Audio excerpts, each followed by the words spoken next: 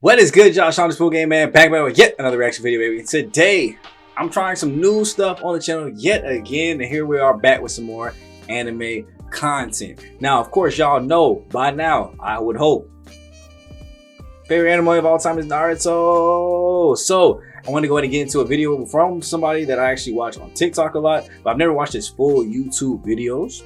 So, of course, I wanted to come on to watch some of these, react to some of them. If you guys want to see more of this content, of course, just let me know by showing love to the video, liking and subscribing, joining the family, as well as commenting down below which other of either his videos or other anime videos you want your boy to check out. Maybe any anime related, even if I haven't seen them yet, I'll still check them out and give my opinions. But if I have watched them, then of course, I'm gonna give even better opinions. And Naruto is one of those things that I don't really say I know professionally. I'm not like him. For example, the guy that we're about to watch today, I don't, do nothing but research the show, or I don't even read the mangas like that.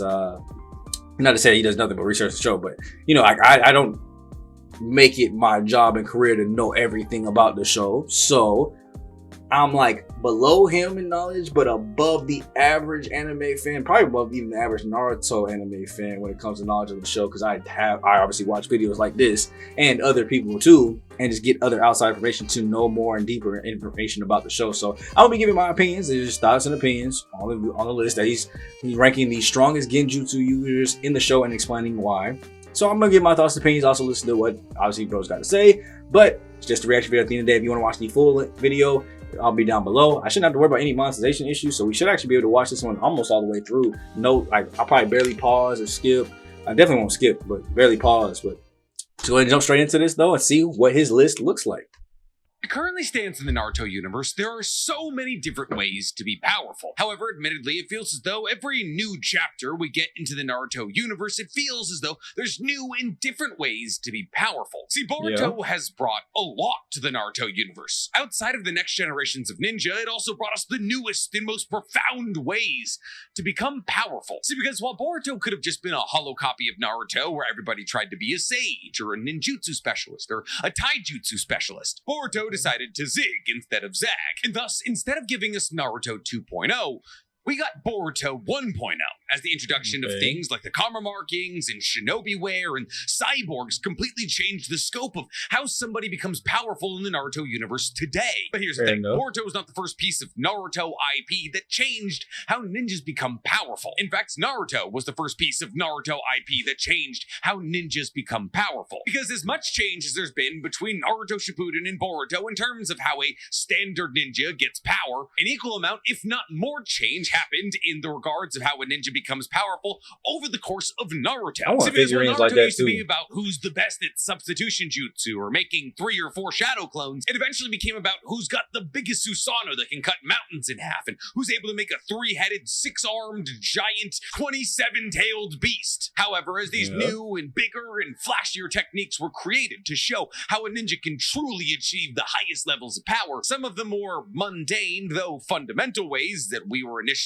taught a ninja could obtain power were slowly but surely forgotten about. Now, I'm not saying that these techniques are completely abandoned over the course of both Naruto and Boruto. However, in the grand scheme of things, as the Naruto manga went on, things like taijutsu and genjutsu fell by the wayside, while ninjutsu became pretty much the only thing used. And in Boruto, it's similar, but not exactly the same. Because Boruto, with the introductions of things like karma markings and Rinnegan palms, taijutsu has actually stepped forward as the most important thing, while things like ninjutsu and genjutsu have fallen by the wayside. But there is one thing that's similar between both Naruto and Boruto here. The somewhat utter ignorance of Genjutsu, which is in my eyes one of the most egregious sins of the Naruto universe, as I believe that Genjutsu is not only one of the most powerful, but also one of the most compelling and interesting abilities in all of Naruto. The ability to, if you have good enough chakra control the 5 senses of your opponent through either an ocular dojutsu or simply by being able to tap into their chakra network, to me is still one of the most interesting things that a ninja is capable of doing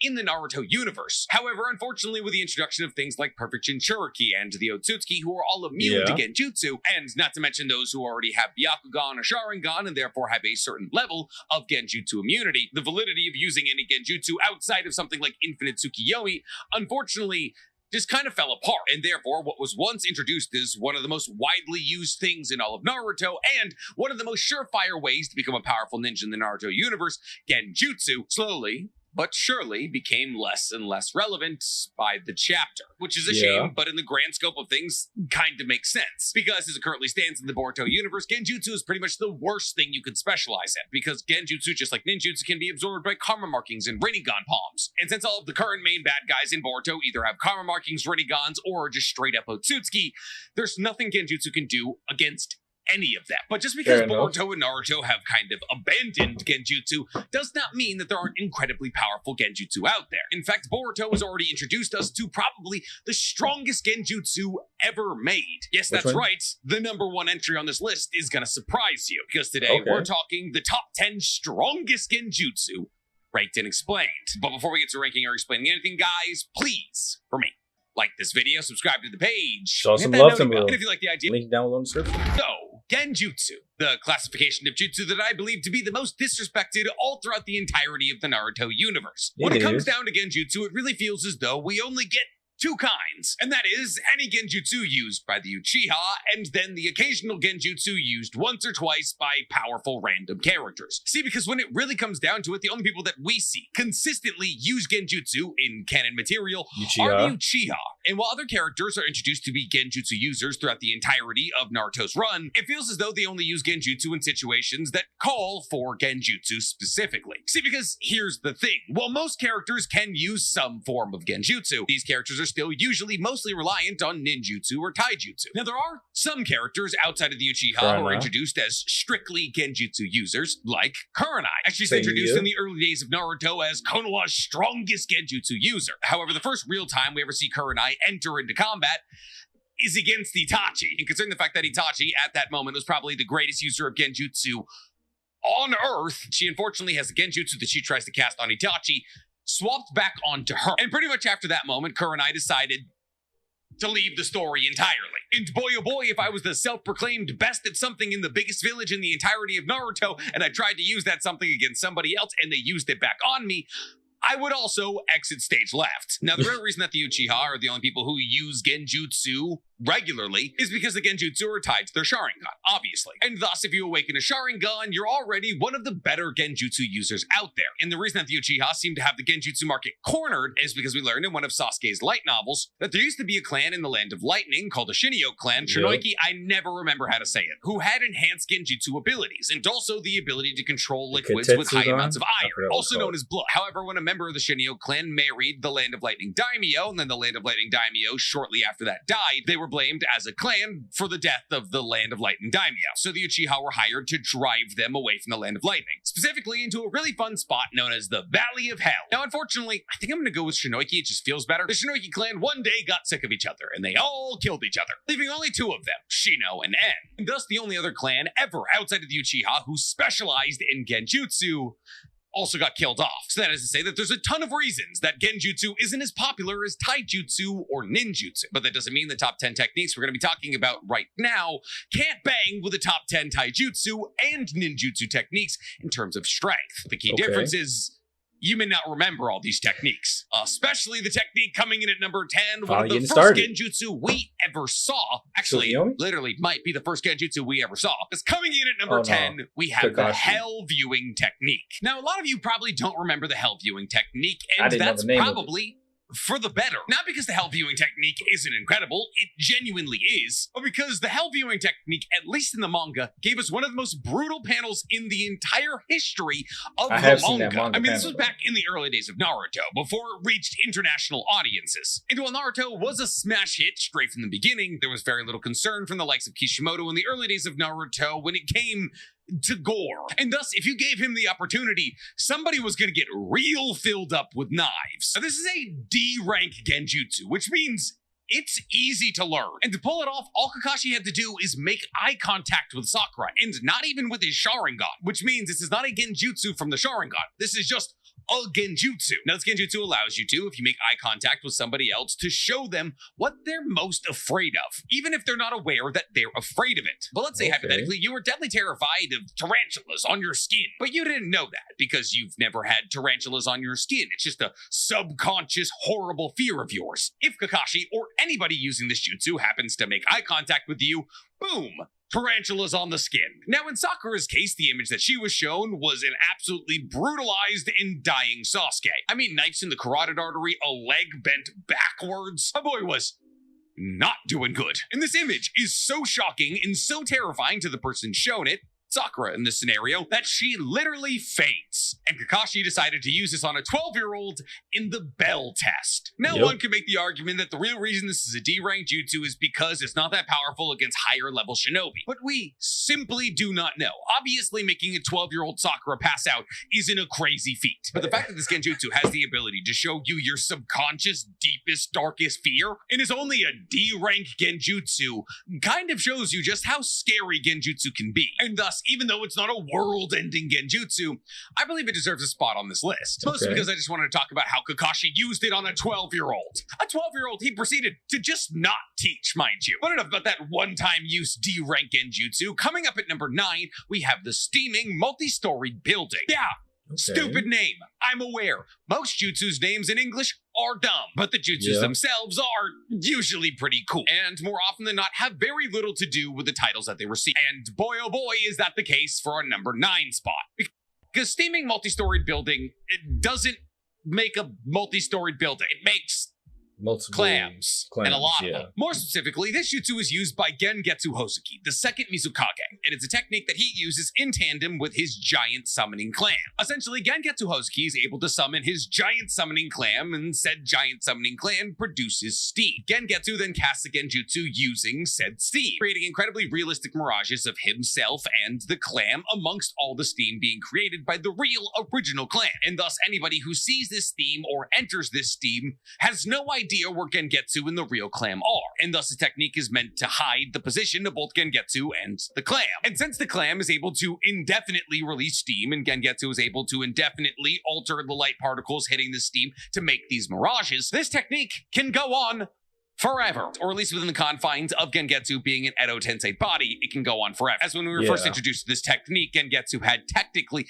infinitely refilling chakra. And thus, the only way to defeat this technique is to find the original clam and destroy it. Because without the original clam creating the steam, there's nothing for the Genjutsu to be cast on. And thus finding Gengetsu and his clam summoning amongst all the steam is almost impossible. So much so that the entirety of the 4th Division working together could not find him, even with the Gengetsu screaming at the top of his lungs, trying to explain to them how his technique works. Now imagine if Gengetsu didn't have a vested interest in being found.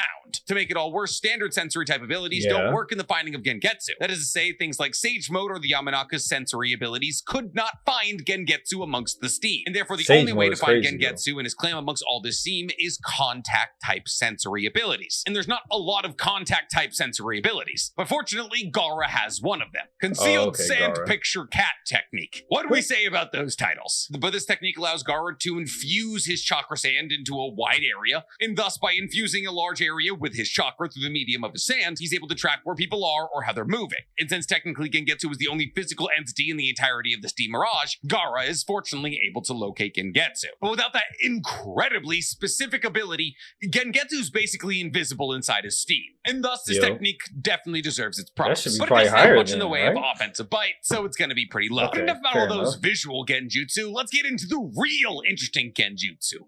Sound Genjutsu. See, sound Genjutsu amongst all Genjutsus are very rare. Because it's much easier to not see something as opposed to not hear it, sound Genjutsu are some of the strongest Genjutsu out there. That's why, coming in at number 8, we have Phantom Sound Chains. So this is another Genjutsu that was introduced relatively early into Naruto's plot, and it was introduced to us by Tayuya, one of the Sound Village 5. Now, since this Genjutsu is channeled through a demonic flute, its range is relatively insane, and thus Tsuyoya is able to cast her Genjutsu in all directions in a range that makes her almost impossible to get to. See, while other Genjutsus are usually predicated on making eye contact or simply seeing somebody so you can launch your chakra into their chakra network to take control, sound-based Genjutsu have the ability to affect 360 degrees. Everywhere that your sound travels, so does your Genjutsu ability. And anybody who hears this technique is subject to an illusion where their limbs are bound. And slowly but surely, these bound limbs begin to melt. Going through this kind of illusion is incredibly draining to the person watching their arms melt. And thus, as this Genjutsu is done to you, your energy and stamina is drained exponentially. And inarguably, the craziest thing about this technique is, well, obviously, Tsuyoya uses it against Shikamaru. Kabuto, after getting a little bit of Tsuyoya's DNA, also learns this technique and is able to cast both Itachi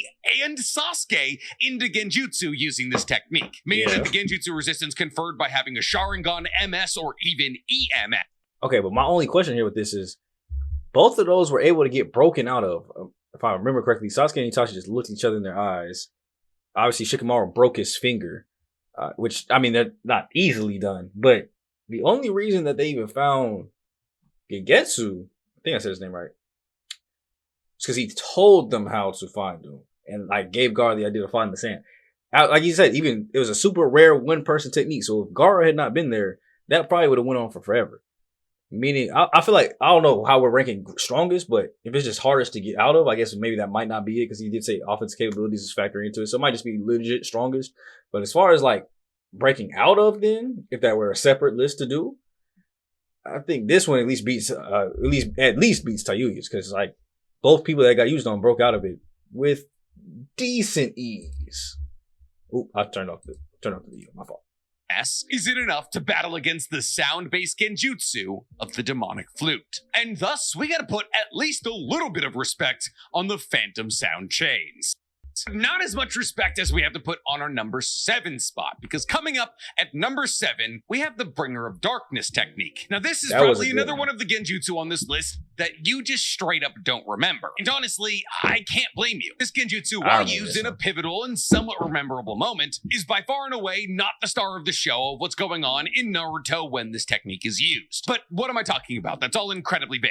The Bringer of Darkness technique is a technique used by Hashirama in the manga, Hashirama and Tobirama in the anime, in their initial battle against Hiruzen, that is to say, in the Konoha Crush arc. This technique allows the caster to place the person they're casting their Genjutsu on into a world of darkness. It's kind of like, and this is a somewhat niche reference, Kaname Tosen's Bankai. When one is cast into his Genjutsu, it's like they're thrown in a room with no light whatsoever. And because they can't see, they become incredibly vulnerable to attack. However, fortunately for Hiruzen, as one of the most practiced, well-rounded, and powerful shinobi of all time, he was able to forsake his sight and use his other senses in this battle to track his attackers. More specifically, he was able to use his sensing ability and his scent to track where Tobirama, Hashirama, and Orochimaru were. Thus, through the power of his other senses, he was able to use his Reaper Death Seal to grab onto the souls of Orochimaru, Hashirama, and Tobirama. And since when the Reaper grabs your soul, it nullifies all jutsus you're currently using, because Hashirama or Tobirama's soul, depending on if you're reading the manga or watching the anime, had been snagged, the Genjutsu they were casting on Hiruzen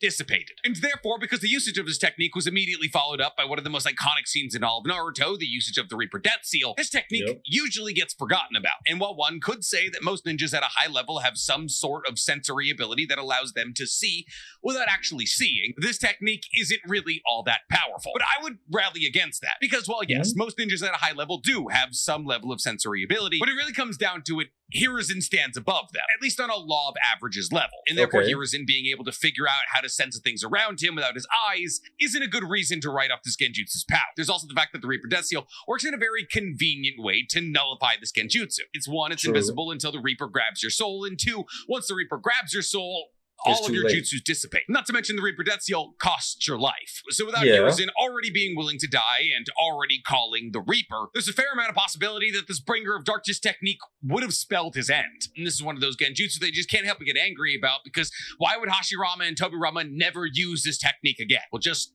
Never know. But speaking of True. Genjutsus we only ever see used once, Like coming up at Obito, number maybe? 6, we have Demonic Illusion Toad Confrontation That Chant. was We're a good back one, to with sound-based Jiraiya. Genjutsus. But this one's a bit harder to pull off. The Toad Confrontation Chant is the most powerful Genjutsu available to the Toads of Mount Moonbuko, and therefore only the most powerful Toads in all of Mount Moonbuko can use this Genjutsu. And the only two Toads capable of singing it currently are the two great Toad Sages, those being Ma and Pa, or Fukakusu and Shima. However, just because they know how the song goes does not mean they can sing this whenever they want to. In fact, it takes Ma and Pa a long time to find the harmony to warm up to sing this chant. And thus, as they try to find the harmony to try and sing this song, it alerts the people around them to what they're trying to do, which is where Jiraiya comes into the equation. As Jiraiya either has to flee or fight off the people that are now coming to the location because they're able to hear Ma and Pa try and find the harmony. However, once Ma and Pa do find the harmony, it's over wraps. for everybody. Anybody who hears the Toad Confrontation Chant, regardless of skill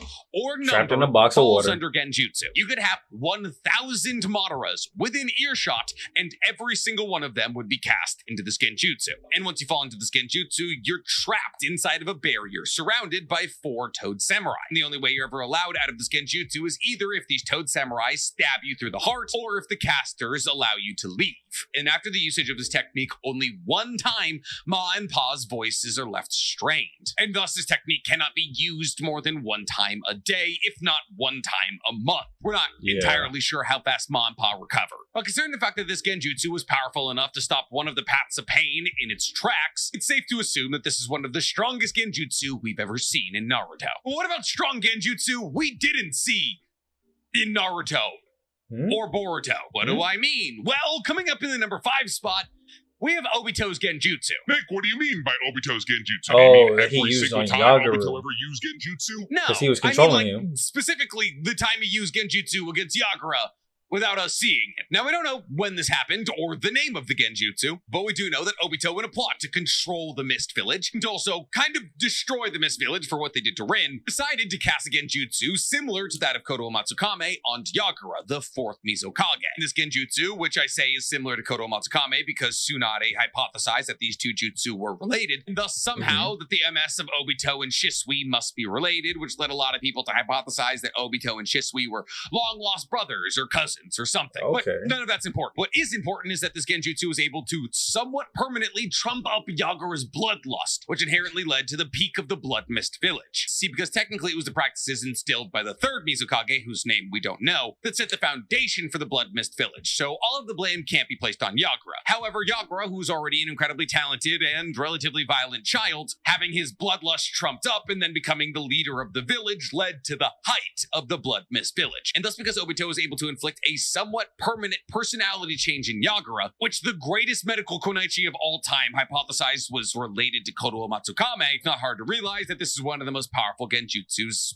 ever used, even if we don't know its name and we never actually saw it used. This goes double when you consider the fact that the only reason Yagura was ever broken out of this technique is because Ao got a Byakugan off a dead Hyuga, and that when Yagura was broken out of this Genjutsu, the shock of being broken out of this Genjutsu was so much, it almost killed him. I mean, like, well, actually, it did eventually kill it, which led to his Sobu's release. And thus, even though we don't know all that much about it, it cannot go without mentioning. But we can't put it above the Genjutsu that it was said to be related to, because coming up at number 4, we have Koto Matsukame. Makes What, sense. Nick, You gotta that put Koto that above. Matsukame at number 4 out of 10? How could it be that low? It's overrated, quite honestly. Like, incredibly overrated. Like, is it, as a single-use Genjutsu, one of the more powerful Genjutsus in existence? I will say, yeah, what he's about to say here, because I do remember seeing at least that clip being said by somebody else, I think.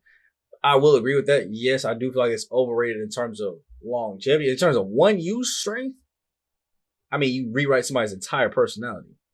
But you can use one time. I think the cooldown was a decade. If I remember correctly, that was said in the anime. It's 10 years cooldown. So you use it once, because he was going to use it on the Uchiha clan to make everybody be peaceful. He has to use it one time and then cannot use it again for 10 years. Like, that is a very, very long cooldown. But it also shows you how strong it was. It had to be nerfed that much. So 4, I feel like it's not a bad spot. We'll have to see what the other 3 in front of it are. But I feel like 4 is not a bad spot. Yes. Absolutely. Knowing what we know about a couple of other Genjutsu now, it's hard to say that Koto Matsukame is actually the strongest Genjutsu. See, obviously, Koto Matsukame grants Shisui the ability to completely rewrite somebody's personality just by looking at them. And that is crazy broken. Because unlike almost every other Sharingan-based Genjutsu in existence, Shisui doesn't have to make eye contact. We know this because Danzo was able to cast Kodo Matsukame with a bandage over his eye. And thus, simply, if Shisui can see you, he's able to make your objective reality different. And that's crazy, especially when you consider the fact that Shisui believed that it would work against Fugaku, who's referred to as Wicked Eye Fugaku, possibly one of the greatest Genjutsu users of all time. Wish we saw him there's use a couple it. problems with Kodo Matsukame. Outside of the fact that we don't know all that much about it, what we do know about it doesn't make it seem all that powerful. Like, yes, being able to rewrite somebody's entire personality to make a bad guy a good guy, or an ally an enemy, or something like that is crazy. But the little information that we do have about Kodo Matsukame makes it feel as though Shisui's only able to do this once every couple of decades. So usually when people refer to the Kodo Matsukame's cooldown, they say the cooldown for Kodo Matsukame is once every 10 years. And that's technically not wrong, but it's also not right. See, because in the manga, while talking about the cooldown of Kodo Matsukame, Itachi tells Naruto that Shisui was able to use the Kodo Matsukame once every couple of decades. Therefore, the actual cooldown of Shisui's Kodo Matsukame is kind of up in the air. Some people will claim to understand just how long Shisui's Kodo Matsukame cooldown was, but they don't have the actual answer. See, because the spectrum is wildly far apart here. There are those who believe that Shisui could use the Kodo Matsukame once every 10 years, and those who believe he could use it once every couple of days. There's even those who believe he could spam it if he wanted to. However, unfortunately, when it comes down to it, there's not really evidence for any side. See, because we only ever get to see Shisui use his MS ability once. And that's in a battle against Mukai Kohinata, when he uses an MS level Genjutsu on Mukai to get him to release Itachi. However, this is never confirmed to be Kodo Matsukame, but it is confirmed to be strong enough to be able to override the Genjutsu resistance of Mukai Kohinata's 1 Byakugan. And thus, since in this light novel it's stated that Shisui activates his MS to use this Genjutsu, some people believe that it's Kodo Matsukame, but since it was never explicitly said to be Kodo Matsukame, I don't necessarily buy it. However, even if it was Kodo Matsukame, the cooldown would only apply to one eye at a time. And thus, even if Kodo Matsukame did have a cooldown of 10 years, since Shisui had it in both eyes, it would technically only really be like 5 years, which still isn't great. But Nick, Danzo was able to use it once a day. And a lot of people argue that if Danzo's fight against Sasuke would have gone a little bit longer, he could have used Kodo Matsukame against Sasuke, which would have been twice in one day, as he had just used Kodo Matsukame against Mifune a couple of hours prior. Therefore, if Danzo was able to use Kodo Matsukame once a day, why isn't Shisui? Well, for the same reason that every other question in Naruto gets answered with.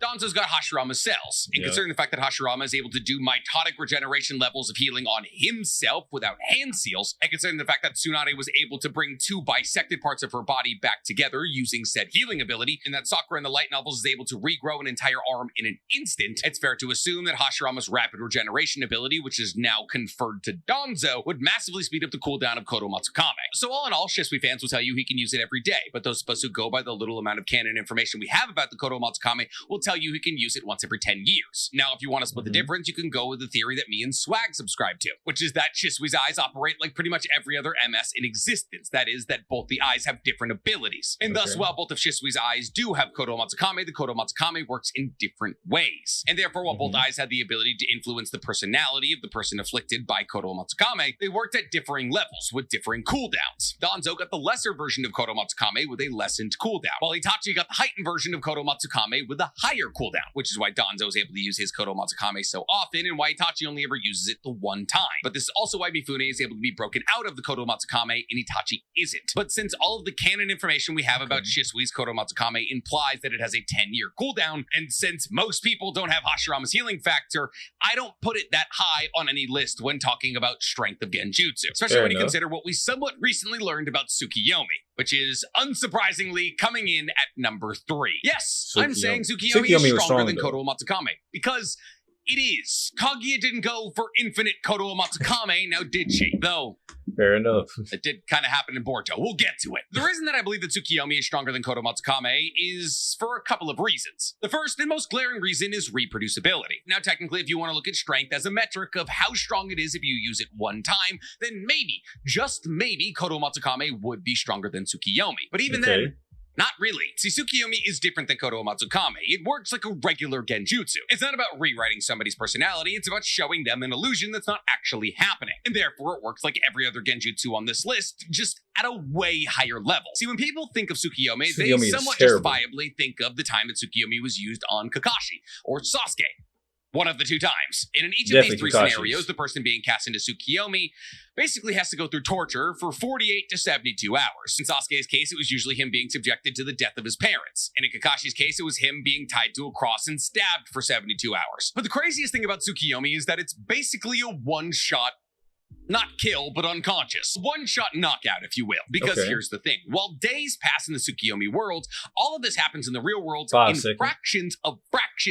fractions of seconds. Which means all you need to do is make eye contact with Itachi, and then you just collapse. And this Genjutsu is so incredibly powerful and scarring that it was able to put both Kakashi and Sasuke in a coma. And without Tsunade, the greatest medical kunoichi of all time, showing up in the village, they would have stayed that way. So no Tsunade, no Kakashi or Sasuke for the rest of the story. And while it is chakra depletive to Itachi, and it does make his MS blinder and blinder every single time that he uses it, he can technically use it whenever he has enough chakra. There is really no cooldown to Tsukiyomi, and the only reason that Itachi doesn't spam it all the time is because he has a chakra illness. So while sure, Kodo Matsukame does allow you to change somebody's personality entirely and rewrite them as a human being, Tsukiyomi at its minimum has the ability to take anybody off the battlefield, and it can do it over and over and over again. But that's Tsukiyomi at its minimum, because just in the same way that we've only ever seen Shisui use his MS abilities in a light novel, in literally the next light novel in that series, that is to say, the second light novel in Itachi's series, we see Itachi use Tsukiyomi for the first time, and really the only time he was ever serious when he was using it. As what we now know about Itachi is that he wasn't trying to kill Sasuke or Kakashi.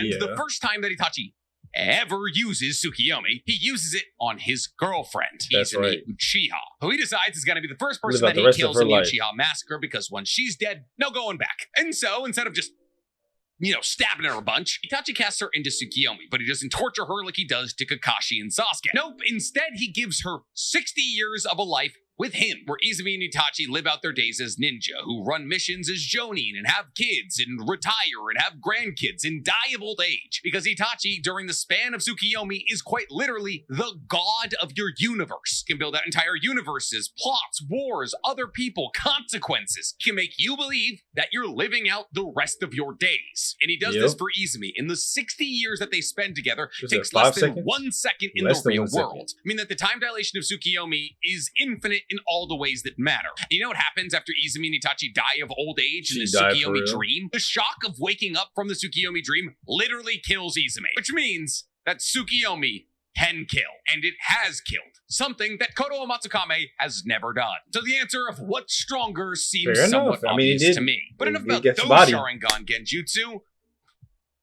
We got other ones. Because coming up at number 2, we have Izanami and Izanagi. Yes, once again, stronger than Tsukiyomi and Kodo Matsukame. Though technically less reproducible than Kodo Matsukame and Tsukiyomi. Well, that's not necessarily true. Technically, Izanami and Izanagi are more reproducible than Kodo Matsukame, but not Tsukiyomi. Because here's the thing. Let's say hypothetically you use Kodo Matsukame. You can't use Kodo Matsukame for another 10 years in that eye. If you just get another Sharingan, you can use Izanami/Izanagi again. So while that's technically hard for somebody like Sasuke, actually it's not even hard for Sasuke. Orochimaru is making new Sharingan like they're Legos. For the majority of the history of the Uchiha, it's not been hard to find another Sharingan. And while technically Izanami does kind of work like Kodo Matsukame, as Izanami is a response to Izanagi, and it puts you in an infinite time loop Genjutsu that you can't get out of until you accept your fate, which I guess you could argue is a Genjutsu making a permanent change to your personality, but it's much more nuanced than the applications of Kodo Matsukame. But genuinely, I would say that Kodo Matsukame is stronger than Izanami, but I'm adding Izanami and Izanagi here so the entire list wasn't just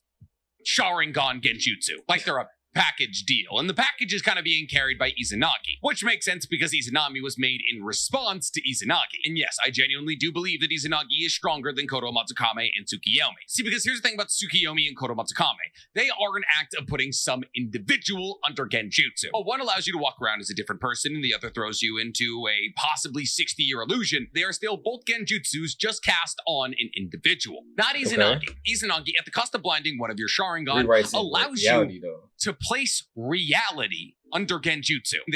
Therefore, as long as your Izanagi is active, you have complete and total control over reality. Now, usually these reality alterations are people saving their own lives from impending doom. It is implied in both the anime and the manga that the reality bending that you can pull off goes beyond the scope of just giving yourself a new body. But even if, hypothetically, the only thing you can control is your own body, depending on the length of your Genjutsu, which can be anywhere from 10 seconds to a minute, you are completely and totally unkillable. As every single time that you're injured in any capacity whatsoever, you can just make the body that you were just in fake and make yourself a new body somewhere else. Not to mention that Izanagi can also be coded, as you can code your Sharingan to activate Izanagi upon your death, like Madara. Meaning that basically every single Uchiha in the history of Uchihas has had 3 lives. Kind of makes you wonder why more people didn't come back after the Uchiha massacre. And the real reason that people probably didn't come back from the massacre is because it's forbidden to blind one of your eyes. As the Sharingan is the Uchiha's most prized possession, and Izanami was specifically created to make sure that Izanagi wasn't overused, as Izanami works by the user activating Izanami and then recording 3 individual events. Now, upon the recording of these 3 individual unique events, the user of Izanami will cast the person probably trying to use Izanagi into Izanami, and said person will experience these 3 recorded events over and over and over again until they accept the fact that they cannot change their own fate. Now, technically, do we know as to whether or not they're just able to be like, okay, I won't change my own fate, and then break out of Izanami and then just change their fate later on? We don't know, because the only person we've ever seen afflicted by Izanami was Kabuto, and he's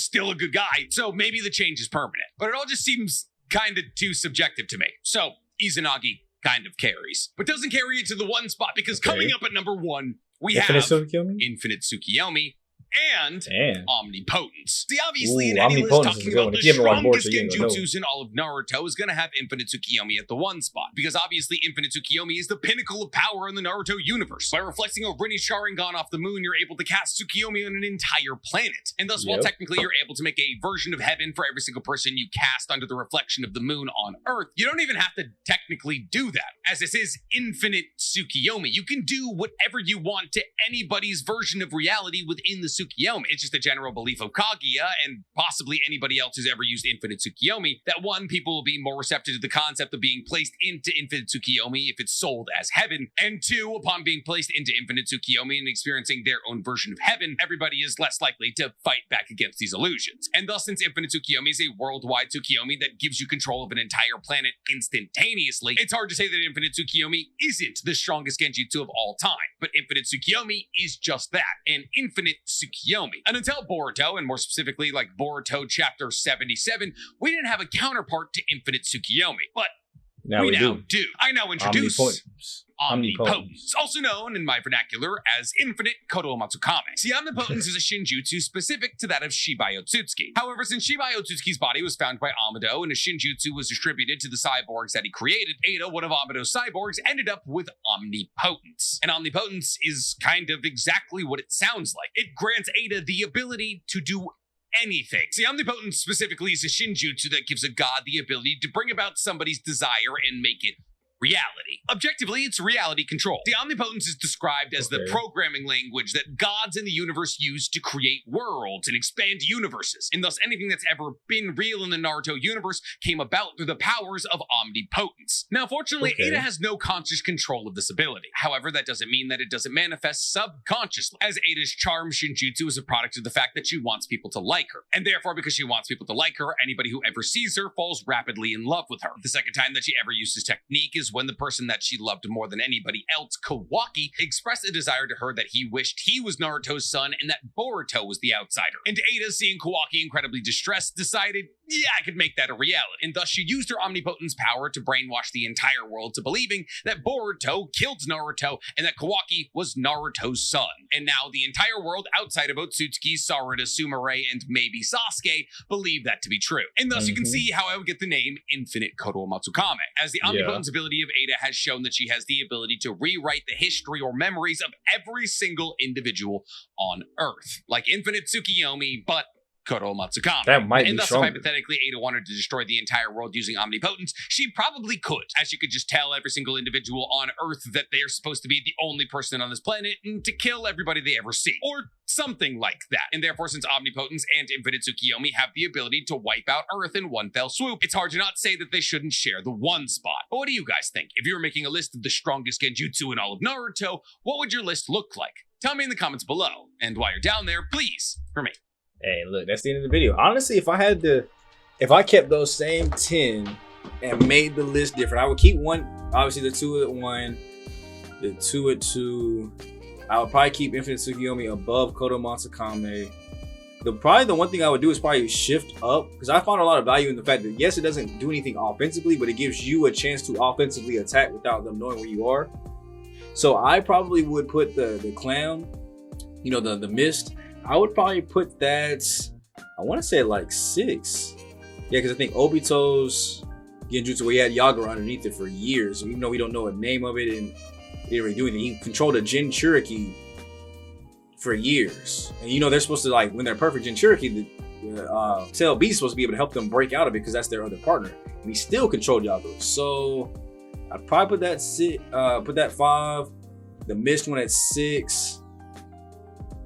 The Darkness, just because like I feel like there's more ways to break out of that. I mean, using your other senses and then having the actual mental fortitude to want to break your own finger or, you know, hurt yourself to get out of the Genjutsu. I would probably put the Darkness. I'll probably put so you use above the Darkness one. So I'd move the Clam up, shift everything obviously down below, move the Darkness one down, and keep probably. I think I'll probably end up keeping until you use right where it is. I think I'd basically end up just switching the Darkness and the Clam with each other. I just flip flopping those. So 6 and 8 just kind of flip. That's probably the. Oh no. Because that 6 was the Toad song. I would keep that there, so I'll be flipping 7 and 9. Yeah, that's probably about the only change I would make personally. Like I would flip 7 and 9. I do hold the Clam one just a little bit higher. I don't know if I would put it above the other sound one. Obviously, you're trapped in a box, you gotta get stabbed to get out of it. I mean, if it weren't for the Renegon being shoulder part, I don't think that could have gotten defeated too easily. So yeah, that one I would definitely still have above that. So let me know down below though in my comment section if you guys agree with my version of the list. Like I said, I only swapped in 2 things. 7 and 9 just swapped for me. Everything else I agree with. But let me know your list down below. Go show us some love to his channel as well as showing love to mine. If you guys want to see more anime content, we'll definitely come back with it. I don't have really too much outside of that really to kind of say. I mean, if I had to make a list, I'd probably flush out. I probably wouldn't even have tied spots. I probably would legit say one is stronger than the other ones. Because honestly, to me, I think the Omnipotence might be stronger than Infinite Tsukuyomi. It's because it changed the entire world's perception to now want to go after and attack and kill Boruto, thinking he's Kawaki, whereas the Infinite Tsukuyomi just kind of put everybody in a dream to just kind of let their bodies be taken over and the chakra be depleted and just obviously ultimately die when your chakra's gone. But I probably put Omnipotence just a little bit higher just because of the different things you could do with it. But you guys can let me know down below if you guys had to actually individualize those 2, which one do you have is stronger and why. But I'll catch you guys in the next one, man. It's me, Shiny Smooth, aka Black Okage, Black Avatar, King Leo, and me and the boy Naruto out for the day. Hopefully you guys enjoyed this and want to see more of them. I'll go find a couple more ranked and explained so we can go ahead and react to them. If you guys want to see more, just let me know in the comment section. I'll catch you guys next time, man. I'm gone. Peace.